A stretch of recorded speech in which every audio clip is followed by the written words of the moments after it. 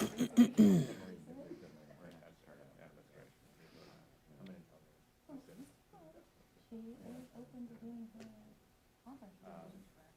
Well, thanks for being here. Appreciate that. We did have some softball questions for once, and so hopefully I think a lot of questions about fine.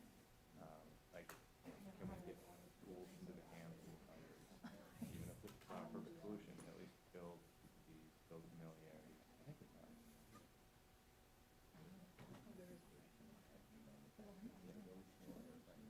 Like the Virgin and Firestone, something like that. Yeah. That's exactly. And so what we've done is we've provided some specifications for the Virgin.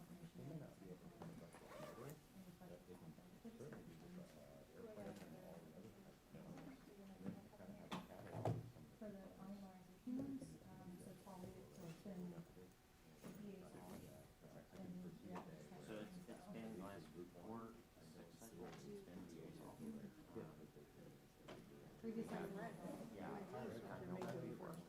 Oh, hello, hello. Microphone check, microphone check. This is microphone check for C-SPAN. Microphone check. 1, 2, 3, 1, 2, 3. Mic check. 1, 2, 3. Microphone check. C-SPAN, microphone check. 1, 2, 3, 4, 5, 6, 7, 8, 9, 10. Check, check. 1, 2, 1, 2. Microphone check. Mic check. 1, 2, 1, 2. Microphone check. 1, 2. For C-SPAN. Check, check. 1, 2, 1, 2. Microphone check. 1, 2, 1, 2. Microphone check. Check, check. 1, 2, 1, 2. Microphone check. Is that good? Can you keep going? Is it good? Okay.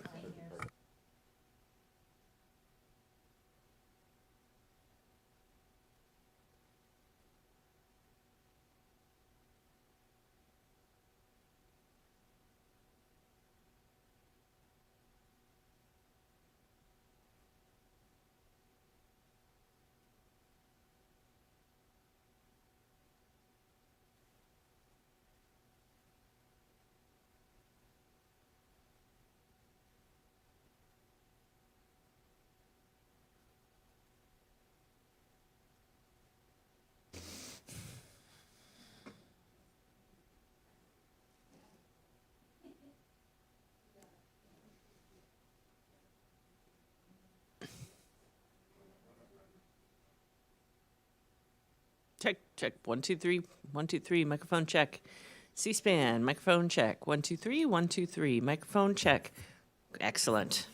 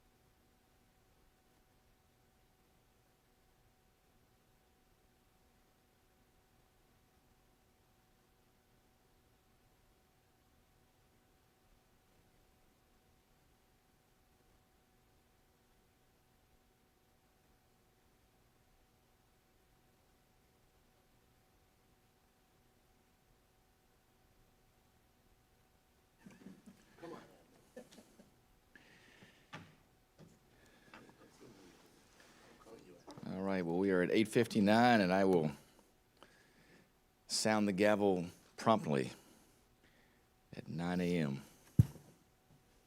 in deference.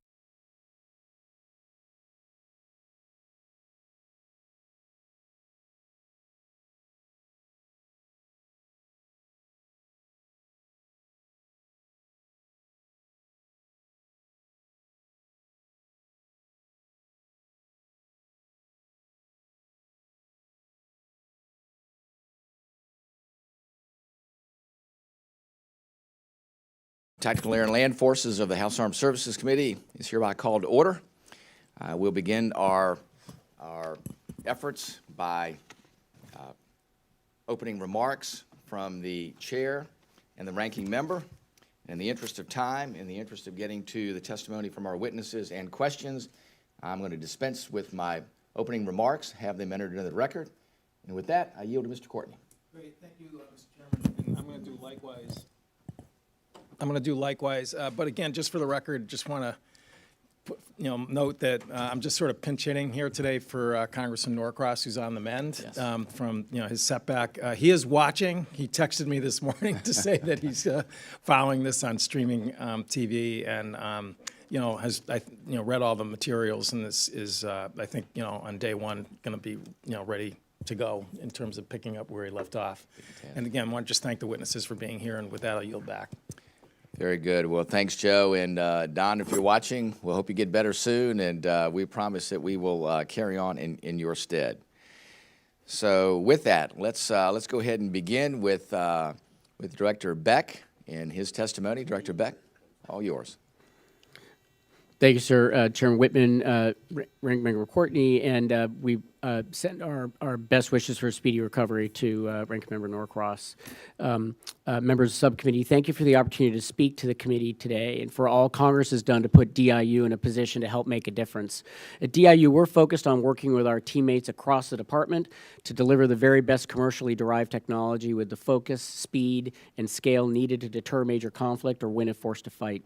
Nowhere is this imperative clearer than in the case of increasingly agile, lethal, and autonomous unmanned systems. In Ukraine this past December, I had the opportunity to see firsthand the eye-watering pace of change in UAS and counter-UAS technologies and the tactics, techniques, and procedures employed at the front line and in underground units spread throughout Kyiv, all evolving constantly in a life-and-death struggle of innovation and counter-innovation. The resulting demand is supported by an incredibly dynamic ecosystem of hardware and software providers who are rising and competing to meet the challenge. DIU is embedded with the Security Assistance Group Ukraine to help capture these lessons for both offense and defense and then apply them to our own critical needs globally. But we must do far more. The required pace of change and scale is something the commercial tech sector that I come from, fueled by constant and fiercely competitive updates, would find daunting. For the government's traditional approach to defense budgeting, procurement, testing, and fielding, it is simply unattainable. On offense, we must take advantage of the best emerging tech to put our joint force in a position to defeat our adversaries and to overcome their rapidly evolving counter-UAS capabilities. On defense, we must meet the exponentially growing challenge from ever more capable drone attacks and stop being forced to shoot down drones that cost a few $100s with multi-million-dollar weapons that are hard to produce and even harder to replenish. We must do this now, and we must do this at scale. This is what DIU is focused on helping all of us to execute. First, in partnership with the services, we're helping put concrete UAS capabilities in place where warfighters need it most. In just one example, we partnered with the Army on company-level small UAS using the agile funding that Congress has authorized to enable them to prototype and actually deploy this capability in just 6 months. We're now working with the Army to accelerate in fiscal year 25 while they work to ensure scaling in future years. Together, we're bridging the valley of death and delivering warfighter impact and also delivering a successful reference case for private sector investment. Second, DIU's leveraged its commercial relationships and its commercial solutions opening process to extend critical enabling command and control, automatic target recognition, and collaborative autonomy capabilities, as well as the ability to update them constantly as the technology and needs evolve. Third, DIU is working to catalyze the defense industrial base through the Blue UAS initiative. Blue UAS provides a continuous approach to rapidly prototyping and scaling capable and secure commercially derived UAS tech for DoD without Chinese parts or Chinese money. To meet the need for dramatically greater scale, DIU is now overhauling Blue UAS from the ground up to rapidly vet a much broader set of UAS platforms and components at speed and year-round. Finally, DIU is working to help our commercial partners scale to meet the department's growing demand. Earlier this month, DIU announced the Blue Manufacturing Initiative, which pairs defense tech hardware and software companies with the very best advanced manufacturing providers right here in the United States to help enable the scale we need. I'm happy to discuss this and our Blue UAS revamp more during questions. Turning to defense, DIU's primary role is again to work with teammates across the department to put advanced counter-UAS capability into the field fast. DIU is also driving Replicator 2, a whole-of-department and interagency effort to improve counter-small UAS protection for critical assets, largely centered on the homeland. Across all counter-UAS efforts, DIU is focused on leveraging the best commercially derived technology to accelerate our warfighters' ability to sense, decide, and act under incredible complexity from combat environments overseas to population centers here at home. For example, we're working with Northcom and the services to defend homeland military sites and installations, including with low-cost sensing, flyaway kits, and low-collateral solutions for site defense. In conclusion, the DoD team is already addressing the rapidly transforming arena of unmanned and counter-unmanned technologies and the enormous challenges and opportunities it presents that require us to bring the very best American innovation to bear. DIU is at the heart of these efforts with our partners across the department, many of whom are sitting with me today, but we need to be doing much, much more. We must put capability in place now. We must dramatically improve our capacity and speed to update unmanned and counter-unmanned technologies, and we must build the muscle to do so in greater and greater scale. To do this, we need your support to ensure sufficient authorities and resources are in place to help develop solutions and scale up production capacity. We can't take it tenuous or incremental steps here. We need to take bold leaps, and we need your help to do so. We'll also need your help in changing our collective culture surrounding risk. We must be willing to take the right kinds of risk today to avoid taking unacceptable risk to mission, risk to force, and strategic risk for our nation due to our inability to meet the threat because we move too slowly. Thank you. I look forward to your questions. Director Beck, thank you. Very sage advice. We will now go to Lieutenant General Eric Austin, United States Marine Corps. Lieutenant General Austin, the floor is yours. Good morning, Chairman Whitman, Representative Courtney, distinguished members of this subcommittee. I'd like to echo Mr. Beck's well wishes to Representative Norcross for a speedy recovery. Thank you for the opportunity to testify today. I'm honored to represent your Marine Corps, and I look forward to discussing our efforts to address the growing threats and opportunities posed by small unmanned aerial systems. The Marine Corps continues to responsibly and necessarily modernize our force in the context of a dynamic and rapidly changing character of warfare aligned with our strategic guidance and in concert with our sister services. Guided by our Commandant's priorities, we're balancing our role as the nation's force and readiness with our aggressive effort to modernize, which certainly includes integration of small unmanned aerial systems and integration of systems to counter threat unmanned aerial systems. Our mission is clear, to equip Marines with the tools to dominate in a contested environment while providing active and passive capabilities, necessary training, and other solutions to protect them from an increasingly complex and capable threat. Through a rigorous campaign of learning informed by lessons from current conflicts, we're adapting to a battlefield, in many cases redefined by small UAS. The Marine Corps is fielding unmanned aerial systems like the Skydio X-2D, the Skyraider R-80 Delta, the Stalker, at the battalion level and below. We're experimenting with low-cost, attritable drones using first-person view guidance methods to provide additional lethality organic to the Marine Air Ground Task Force. To this point, just this year, in a response to the observed evolution of armed FPV drone technology and tactics today on the battlefield, we established the Marine Corps Attack Drone Team. And this team is tasked to rapidly integrate lessons from modern combat, refine service-level requirements, and to train our Marines through a competition in arms program to increase and inform our organic lethality. Just last Friday, they completed their first test firing of a first-person view drone armed with a high-explosive charge on a Quantico range complex. It's exciting, and this construct is really working. Though we fielded hundreds of small UAS and related capabilities, we have work to do. We must pursue faster and cheaper solutions. We're also fielding a portfolio of force protection capabilities to counter the UAS threat. We fielded the first of our Marine Air Defense Integrated System, or MADIS, systems to 3 Marine Expeditionary Force and a prototype light variant of the same capability to all three of our Marine Expeditionary Forces. The latter is principally designed to support our Marine Expeditionary units. These capabilities tie into our command and control systems and can detect and defeat small UAS and other threats via both non-kinetic and kinetic means. The 3rd Marine Littoral Regiment today is campaigning forward in Bala-Katan and exercising the MATIS system as we sit here today. This fiscal year, we will also field a prototype counter-UAS capability to protect dismounted Marines. This initiative will put man-portable solutions into Marines' hands at the tactical edge. We are feverishly working and believe this will be a model for fielding and iterative improvement. We developed an installation counter-UAS system to detect and defeat low-altitude UAS threats and protect our bases and stations. We fielded initial installations counter-UAS equipment sets and will incrementally expand this critical capability to protect 34 sites starting this fiscal year. We've also identified a relocatable fixed site solution that we're integrating into our formations as part of our portfolio approach to counter small UAS. Despite these successes, challenges loom large. The relentless pace of technological change and adversary innovation demands we accelerate. We must go faster. We must rapidly learn, iterate, improve, adapt, and modernize. We must continue modernizing how we modernize the Marine Corps.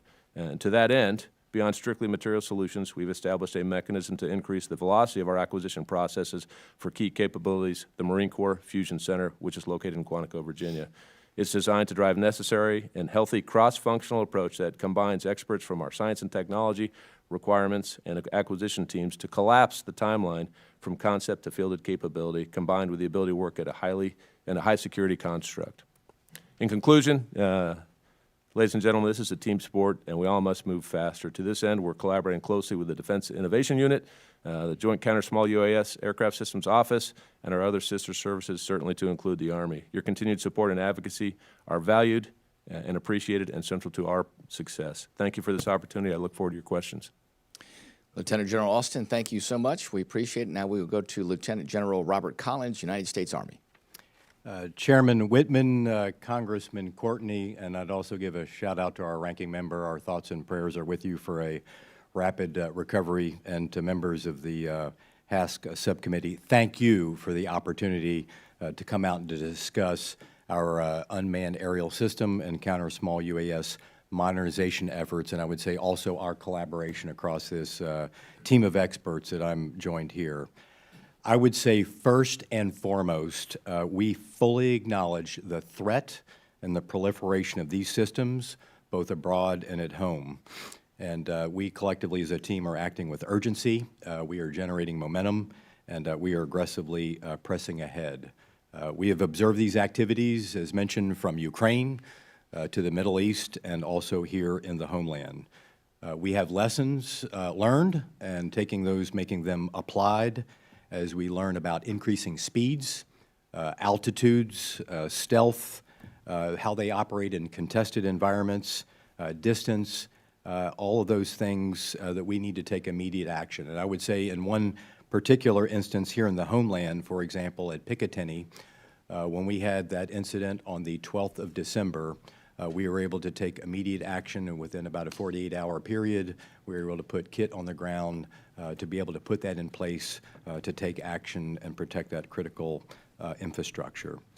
I would say first on the how, we certainly are adapting the how of how we more quickly iterate, how we scale, the speed, and how we outpace our threat and we insert emerging technologies.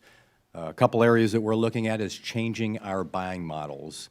And I would say we're doing that through adopting commercial off-the-shelf technologies, working through agile funding to give us additional flexibility, one. Two, increasing our modularity and openness of how we do these particular areas as we attract and desire to attract some of the non-traditionals. Increasing the competition as we do these iterative and tranche buys to make sure that we get the best of breed of capability. Focusing on software-centric and autonomous capable systems, and also bending the cost curve as we scale up and making sure we're pairing the right intercept and defeat mechanism with the right target and threat. And we are certainly thankful for all the authorities and the tools that Congress has been able, has allowed us and enabled us to be able to accomplish this. On the what, I would say there is likely no single silver bullet nor can we hyper-specialize on some of these areas, and we need a layered approach to be able to get after this. And that ranges everything from soldier common capability to things that may require a military occupational specialty for higher complex threats and capabilities and systems. We're shaping that, I would say, in a couple areas. One, more flexible requirements where we describe what it is that we want industry to provide versus overly prescribe and use continuous iterations with soldiers to inform. I would say also we have soldiers and users actively involved in the process so we can get their feedback and do so through experimentation in realistic conditions. And overall, I think this helps from material to training to employment. On UAS, the layered strategy from Group 1 down at platoon level through our Group 2, our medium range, all the way up to our longer ranges at battalion and brigade. Couple that with modular packages that can do anything from intel, comms, electronic warfare, all of which we can do so without putting soldiers at risk. On counter UAS, also continuing to modernize capabilities, not only through operational fixed sites for some of our operational units, as well as the soldier common kit and supporting operations in the homeland and focusing in on that sense, that decide the ability that we need to do so and pair those weapon systems, and also intercept from non-kinetic, kinetic, and even at the homeland, low collateral capability given some of the urban environments. And finally, I would just collectively underscore it's imperative to keep pace with this and to continue to operate speed that we operate as a team, both with the Department of Defense. We've done great things with the DIU, with our joint services, and certainly with industry to share those best practices, insights, and a partner across many efforts. And I thank you very much for your continued support for your members and look forward to your questions. Thank you.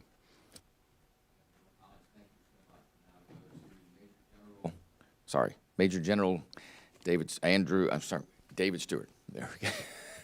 Trying to change your name.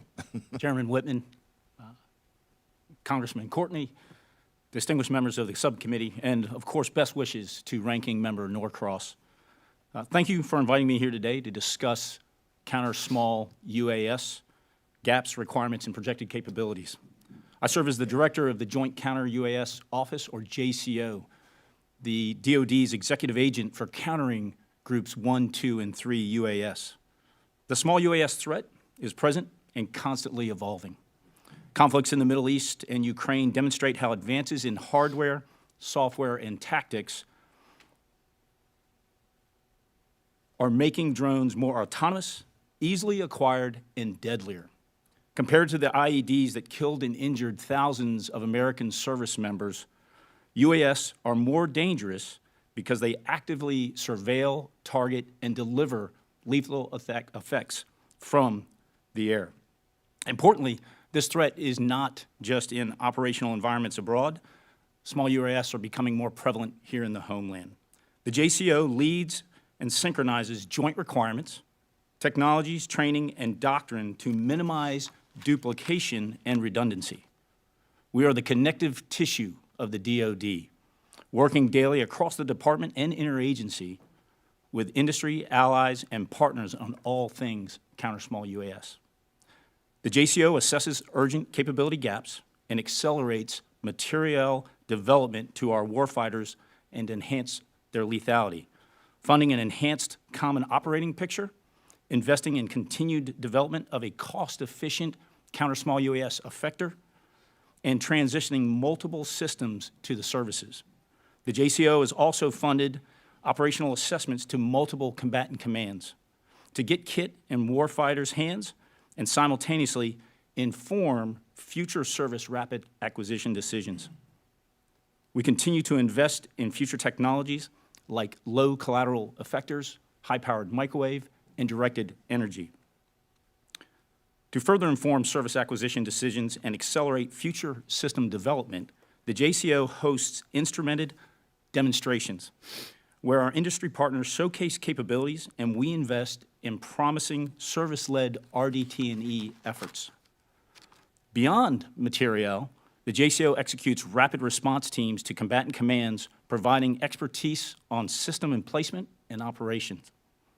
We funded creation We funded the creation and further development of the DoD's only Joint Counter-UAS University and online modules to build doctrinal and training foundations.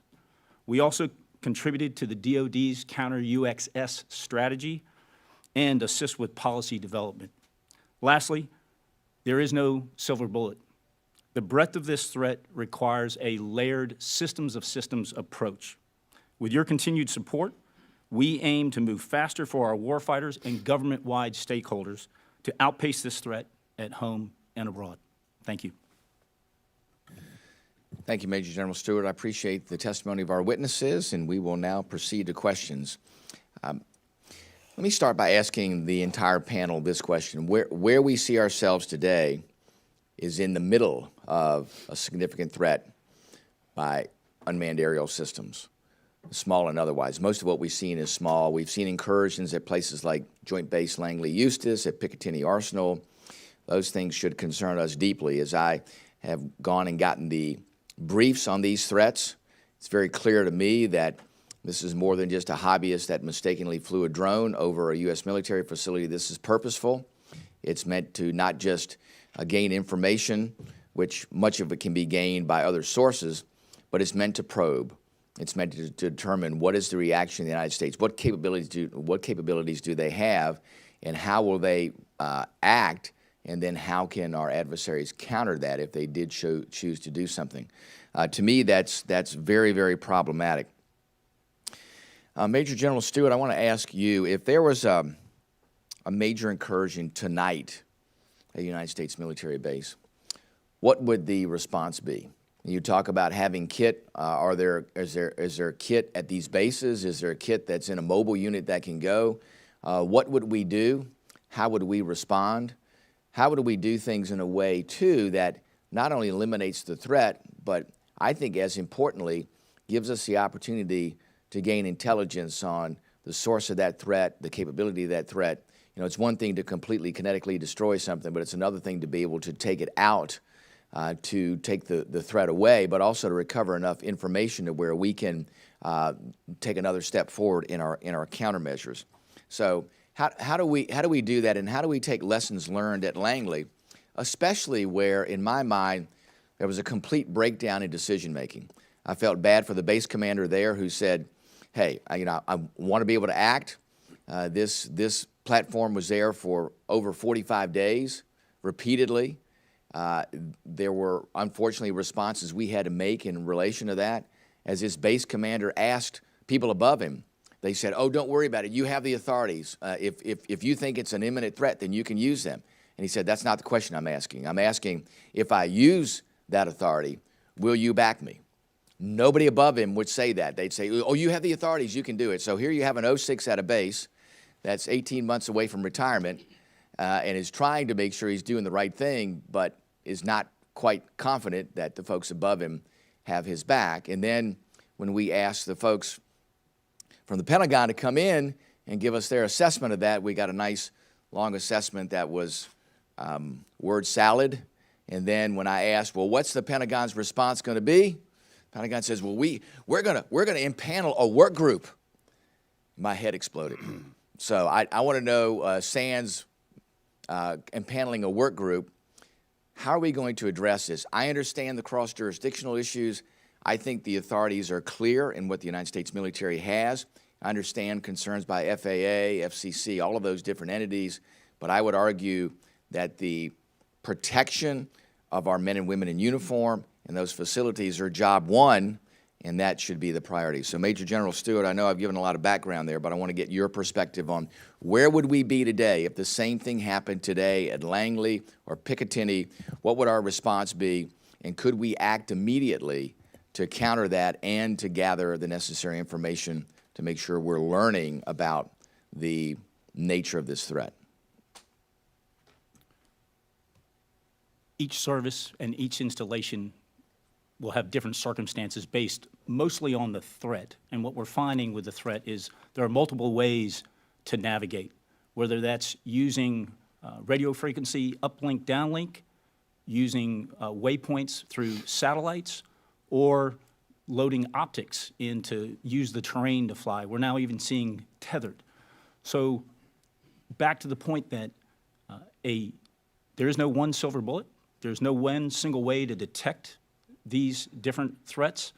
So you need a system of a systems approach, for sure.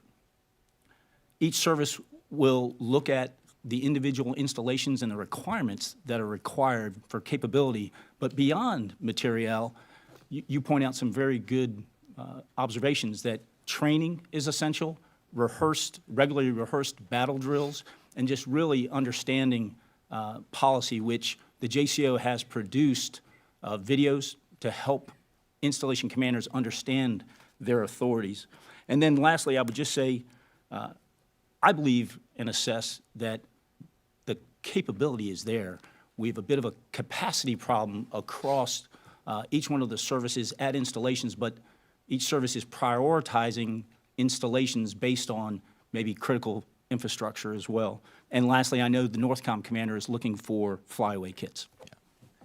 I think that's critical. It'd be great if you could provide for the subcommittee an inventory of kit that's in place on these bases. I understand each service branch is responsible for their base. And then I think mobile kit is critical too for maybe bases that don't have quite as high a level of threat, but if something's there, we can mobilize kit within 12 hours and have it on site to do both sensing and efforts to be able to neutralize these efforts. So if you could give us current assessment of that, that would be great. I want to now go to my colleague, Mr. Courtney. Thank you, Mr. Chairman. Mr. Beck, in your testimony, and actually on page 3, you actually spelled it out in writing about the fact that the traditional approach to defense procurement, testing, and fielding is simply unattainable. That's why DOD, with support from Congress, must reinforce progress made over the last few years. As I think every member knows in the committee, Chairman Rogers and Mr. Smith, ranking member, are very focused in terms of this year's NDAA in terms of acquisition reform. I mean, is there specific ways that we can help solve this issue of traditional procurement obstacles?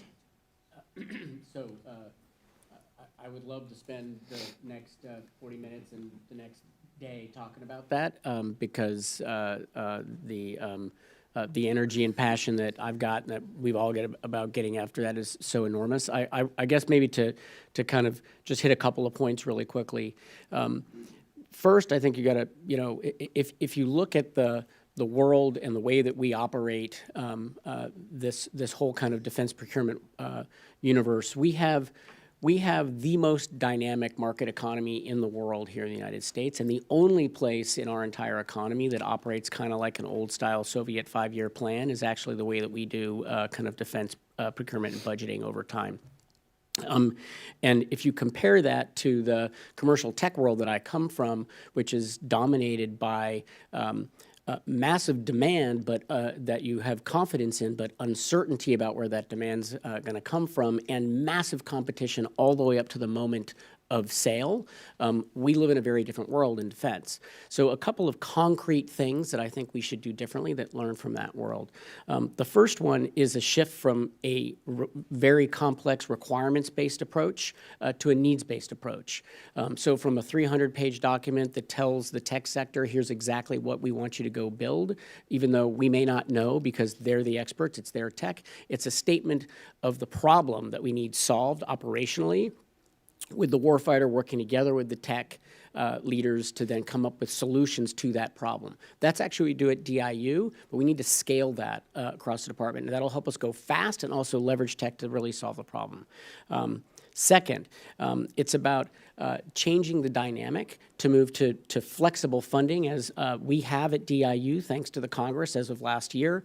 But we need to have that, I think, at greater scale and in the services as well, and move from an approach that's based on programs of record, which may make sense for certain categories of activity, but for technology that moves at an incredibly rapid pace, it makes no sense to be identifying exactly what you're going to buy in 2 years when the thing doesn't exist yet.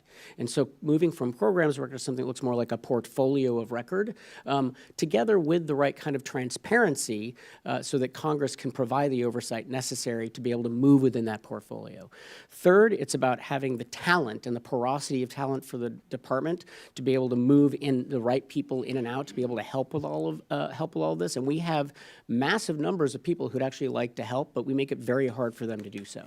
And then fourth, it's about the approach to risk, and that dynamic that I mentioned at the end of my comments, that we've got to go from a kind of zero defect world to one in which, in the company that I used to work for, we used to talk about 100 no's for every yes. If you think about what it took for SpaceX to get to the kind of launch capability they have and how many failed launches there were before they got to those successes, compare that to the way that we do it in the government system, we've got to be much more comfortable with failure on our way to success. And that means we need to be partnered with Congress differently, because we need the Congress to help support the concept that we will fail on our way to success.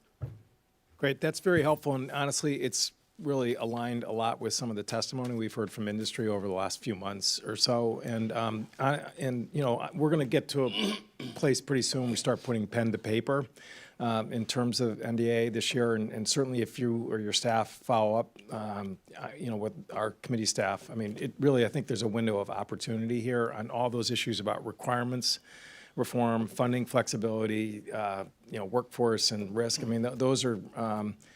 We want to make sure we can, help unclog the system here, because obviously it's, the urgency of everyone's testimony this morning, I think, is the overwhelming message. So thank you all for being here. I yield back. Thank you, sir. Very good. Thank you, Mr. Courtney. And when I go to Mr. Jimenez. Thank you, Mr. Chairman, and amen, Mr. Beck. I think that my time here, it's pretty evident that the DoD is got a culture of a fear of failure, and I've quoted what Musk does with SpaceX a lot, where failure to him is success, because that means that's one more point of failure that won't happen because they figured it out. And so we need to get to that where DoD doesn't have a fear of failure, and then we in Congress also have to change our MO, because can you imagine if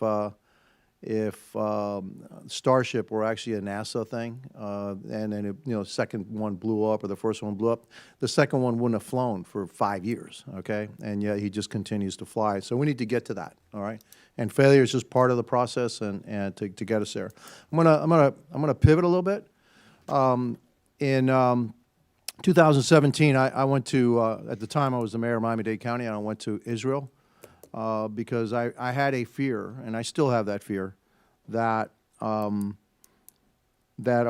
critical infrastructure, in my case, we operated the Miami International Airport, was going to be vulnerable to drones. And if I had 5 drones, I could probably stop air travel worldwide, all right, if I do something, coordinated. So my question is, by the way, we haven't done anything since 2017 that I've seen to protect our critical infrastructure, especially airports, et cetera, and transportation infrastructure. Do we share information with the civilian sector? And how can we accelerate the sharing of information so that we can protect the homeland better? I know we're trying to do it for our warfighter. I'm okay with that. I'm happy with that. I think that's our responsibility. But are we leaving the civilian sector behind because they're just as vulnerable as the warfighter? Anybody want to take that one on? Well, Mr. Beck, it's going to fall on you. Okay. Oh, I can start. I can lead off. Okay.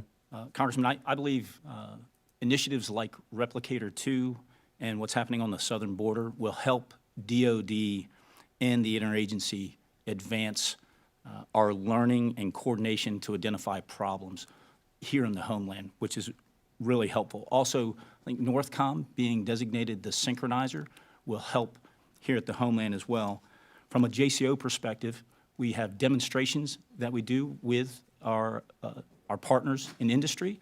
We also monthly meet with 4 to 8 industry partners to bring them in and share our perspective and then learn from them.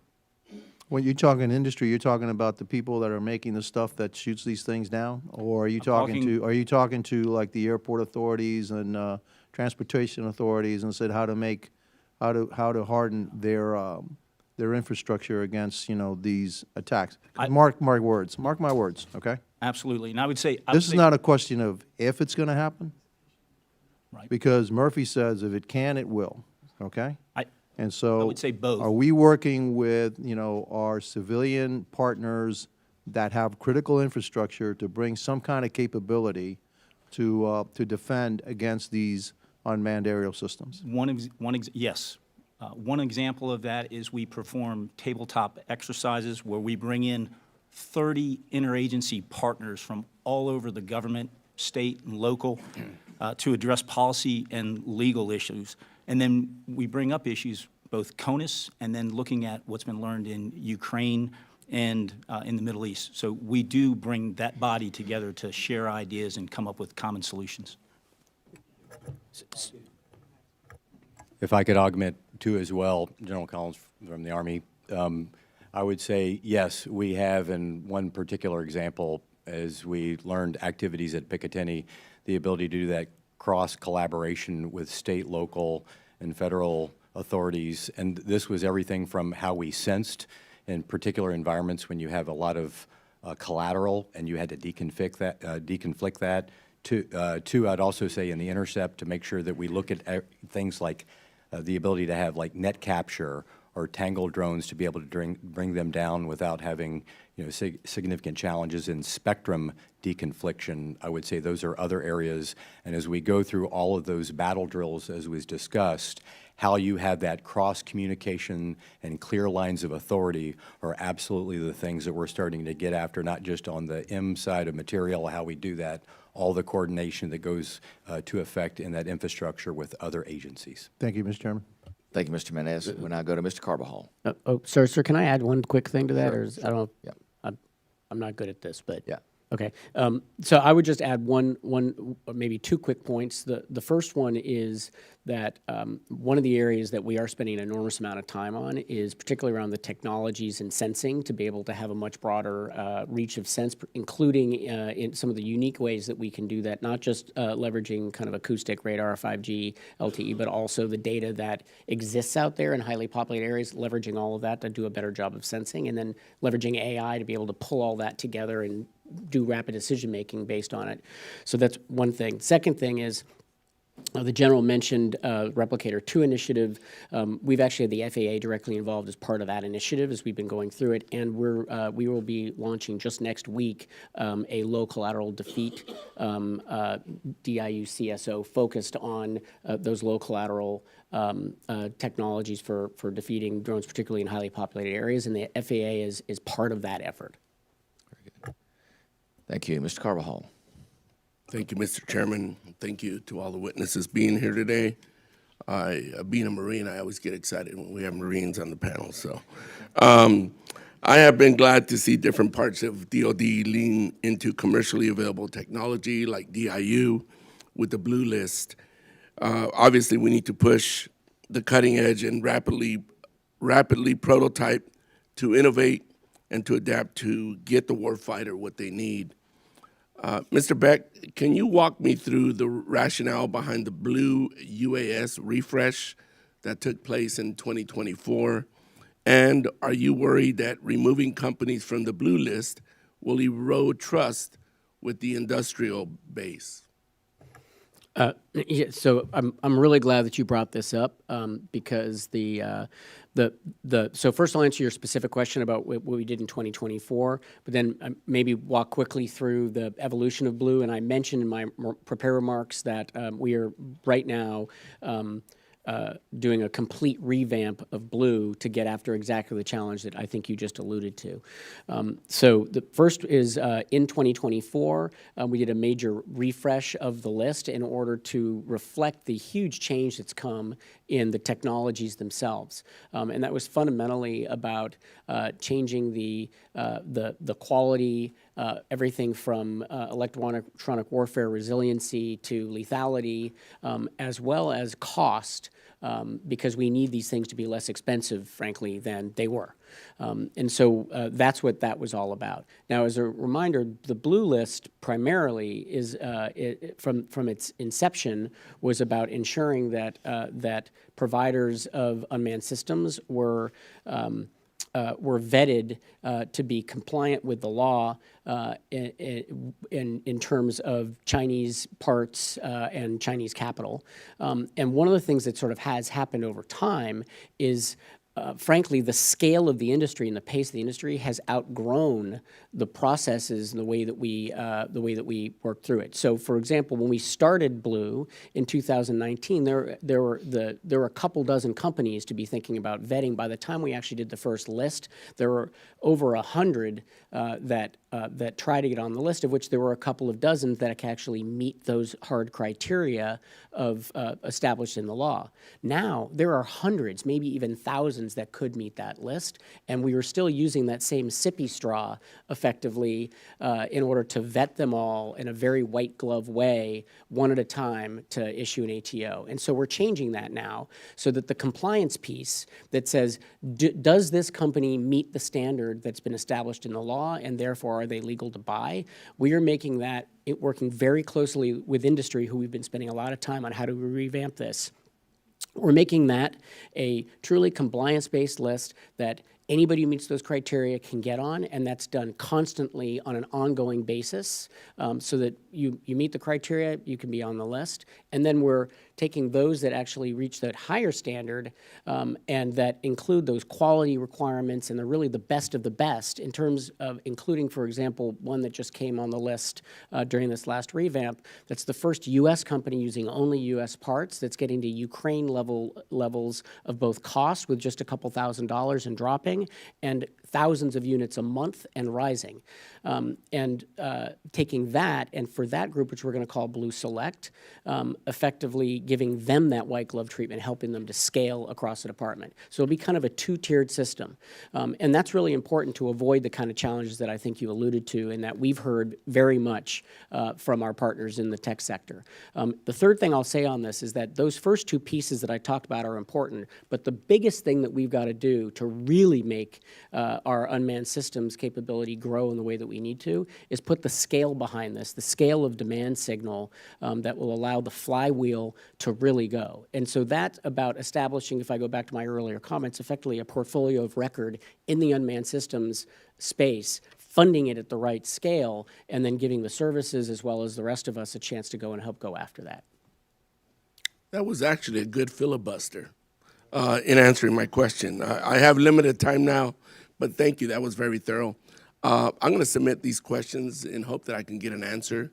For the record, Mr. Chair, I yield back.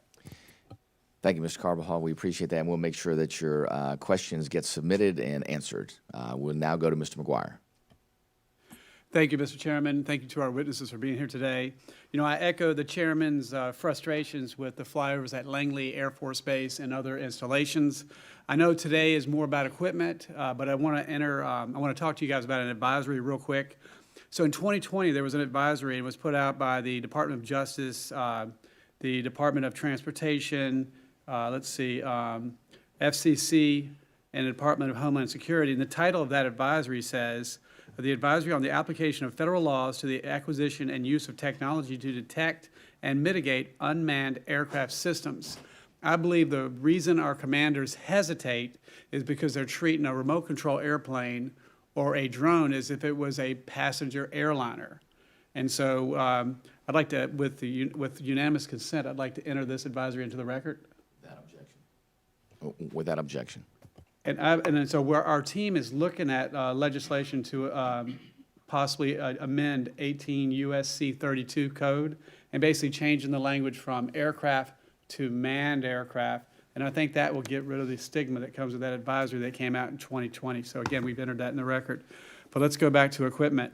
I recently visited the Starbase in Texas, where Elon Musk is building the Starship. It can take 150 plus tons of equipment into space, and he cannot meet the demand. I mean, it's amazing how efficient he is.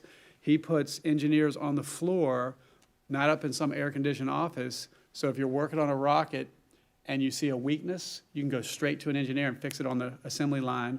Or if you see an improvement, you can go straight to an engineer and fix it right. So every rocket gets better, better, and better. And one of the things I heard him say is he actually said when he has a project, he wants to fail as hard as possible, as fast as possible. You can imagine if it drags on forever and ever and ever. So I just want to echo the comments that you guys said. I also heard a comment, I think it was from General Stewart. You said that this UAS threat is way worse than the IED threat that we experienced in the Middle East, and that makes a lot of sense to me. And so it is a real threat. So that being the case, and I'd like to ask all members of the panel, is how are we doing on outpacing this threat at home and abroad? And we'll start with Mr. Beck.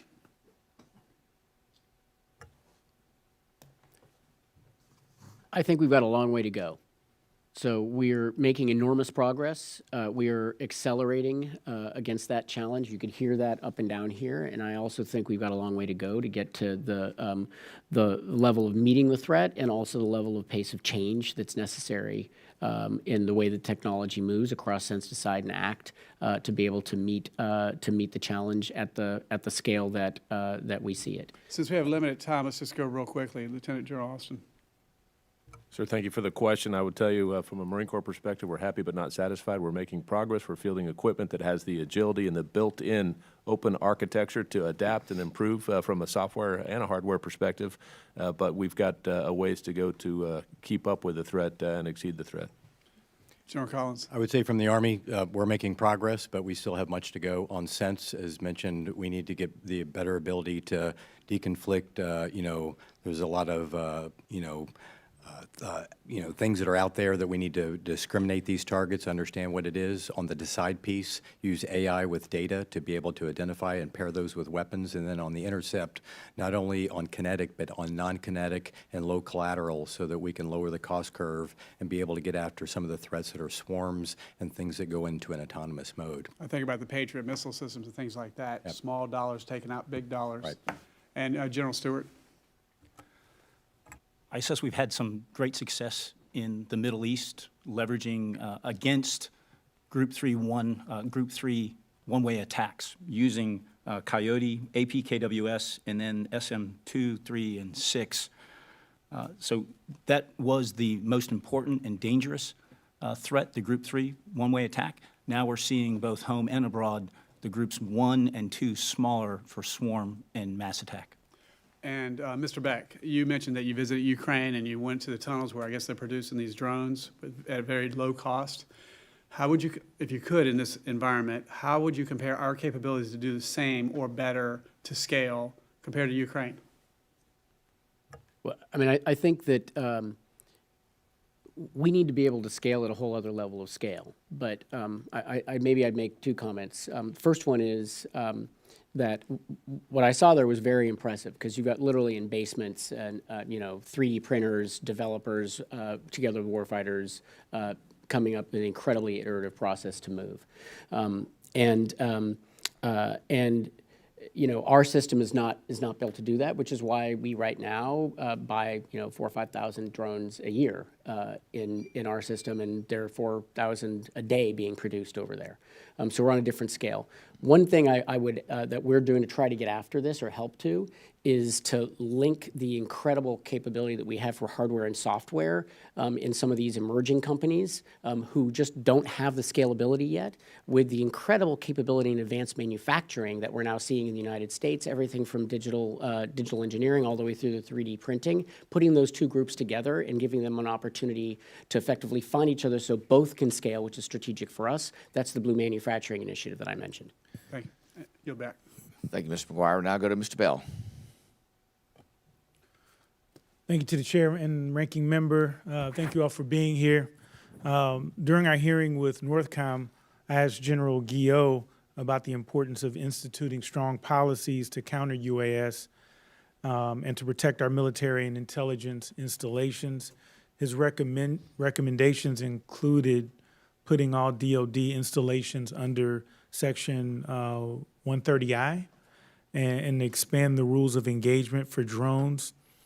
General Collins, what are the current capability gaps in detecting and countering drones near military installations, and how is the Joint Counter Small Unmanned Aircraft Systems Office working to address these challenges with both existing and future technologies?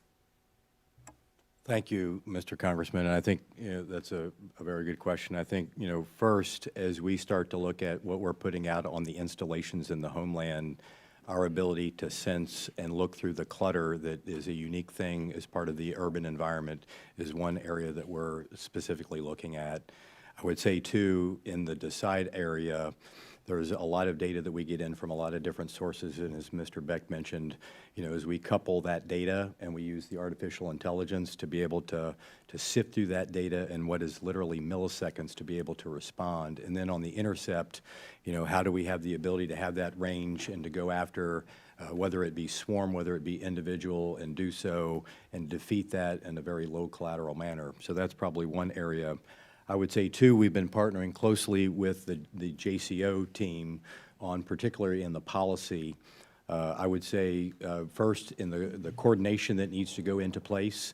We've learned a lot about how we need to be able to do that, learn those lessons, and replicate that across all those various environments. The second piece is a training aspect in which the JCO has helped, I think, across all the services, everything from how we do installation training to mobile training to everything as simple as a video that someone can go out and watch. And then, as already mentioned, too, the SOPs on those battle drills to get out there and rehearse, rehearse, rehearse. And those are areas to make sure that folks are comfortable with not only the capability they have, what we're going to pursue, but the authorities that they have so that they can make sure that they make timely decisions when an incursion should occur. May I add, Congressman, very quickly? I would say from a homeland perspective, looking at low collateral defeat mechanisms, as well as active and passive sensors, not one or the other. And then I know General Guillot is looking to expand 130I to extend to all installations. I just want to reinforce that all services are also pursuing those installations that are covered under 130I, but expanding would give us more crisis response ability. And then lastly, DOD is working to consolidate and clarify policy to prevent that policy confusion. And Mr. Beck, what remains of some of the key technical challenges DIU is seeking to overcome in its effort to identify counter-UAS solutions for the protection of military installations, and to what extent will such technology be relevant to other federal departments and agencies? So the areas that we're really focused on break down into that sense, decide, and act that we've all been talking about. And so, on the sensing side, the ability for our teams to be able to see what's coming. So that's new acoustic technologies. It's radar that's lower cost and smaller and can be mobile. It's leveraging 5G and LTE, and it's leveraging that commercial data. I mentioned the AI-enabled decision support, which is really a critical area, because the volume of data and the speeds that we're talking about, as the general referred to, is truly astronomical, and that's a major area that we're focused on. And frankly, where the commercial tech sector has capabilities that are immediately applicable that we need to figure out how to get on board. And we're in the middle of doing that. In fact, we have a project with the Army right now that we're working very closely on exactly that. And then on the from a commercial tech sector, in particular on the ACT side, it's really about those low collateral interceptors and getting after those solutions, whether it's through electronic means or low kinetic ballistics means, or other forms of bringing those drones down. And those solutions, I think, are extremely applicable to others, not just to us. Thank you. I think that's my time. I yield back. Thank you, Mr. Bell. Appreciate it. We'll now go to Mr. Hamadeh. Thank you, Mr. Chairman. General Collins, there's a huge contrast between what Israel was able to accomplish jointly with the U.S. and partners in stopping hundreds of missiles and drones. And we saw how just one drone was used to tragically kill our soldiers in Jordan. Now, are we better able to counter drone threats in the region than when Iran barraged Israel last year? Mr. Congressman, I think we have been able to take the lessons learned, and we are better off as we start to take a look at how we've pre-positioned capability, how we have put out our ability to sense, to distribute. There are things that we have done in our intercept capability, specifically on the time to launch, from the time to seek and the time to be able to destroy, so that we've been able to learn. And then as we start to look, and we've partnered with the JCO, as we start to see various parts of the threat, specifically in the Group 3, how they increase speed, how they increase altitude and maneuverability, making sure that we are not only keeping pace, but getting ahead of the pace of how that we get, we're able to address those threats. Also within the layering of the capability, taking a look at other alternative means from both kinetic and non-kinetic means to provide a multi-layered approach for protection. And could our outposts or even a major base such as Al Udeid in Qatar sustain such a barrage and wave of drones attack? I think we'd need to, at every one of those sites, we've looked at the threat profile to make sure that we've got the appropriate mechanisms to defend each one of those sites. Mr. Beck, in your view as Director of the Defense Innovation Unit, how could a partnership with Israel help bring us up to speed?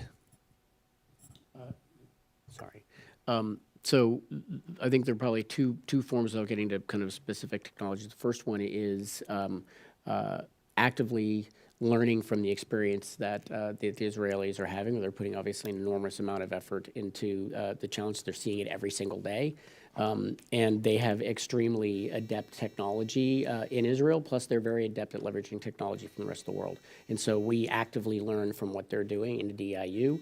And then the second piece is specific kit, specific technology, specific companies that are doing that in Israel. And one of the things about DIU, when we will, if the very best capability is from one of our allies or partners, we will we'll take that on board. And sometimes one of the 2 or 3 prototypes that we end up awarding to will be from one of our allies or partners. Thank you. And General Austin, the 2021 NDAA requested a Joint Electronic Warfare Training Range Plan. Are you familiar with that? I am not, sir. Okay, we're going to submit this question for the record. I hope just get a response, okay? Absolutely. And I know we have got votes coming up. Mr. Chairman, I will submit my final questions for the record. I yield back. Thank you, Mr. Hamadeh. And I would encourage other members, too, if you have additional questions, to submit them for the record in the face of us having a pending vote and then a lot of people getting ready to head back to their districts. We will do that, and I want to thank our witnesses for joining us today. This has been incredibly helpful. It will indeed inform what happens in this year's NDAA, where I think we need to take some additional steps forward. I know there's been a lot of discussion about 130I. I look at it and believe that the authorities are there. I think a lot of times there's hesitancy on other agencies for various and sundry reasons. Many are not related to the threats that we face on the base, but again, trying to mitigate what they believe is their risk. I think it's fairly clear on the 130I what we can do and what we need to do. But we will make sure we provide a little refinement there in this year's NDAA. So again, I want to thank our panel today. Thank you so much for your reflection on what we need to do. Thanks for what you're doing. Thanks for pushing this issue forward. It is incredibly important for us to be able to do these things, especially in light of all the other tangential information that's come out in the last 8 months on drone sightings across the nation. I think people are in a heightened state of awareness on this, and when they ask about what's happening on our military bases, they want to feel confident that we are responding and responding quickly. So I appreciate the panel, and if there are no further comments, this subcommittee stands adjourned.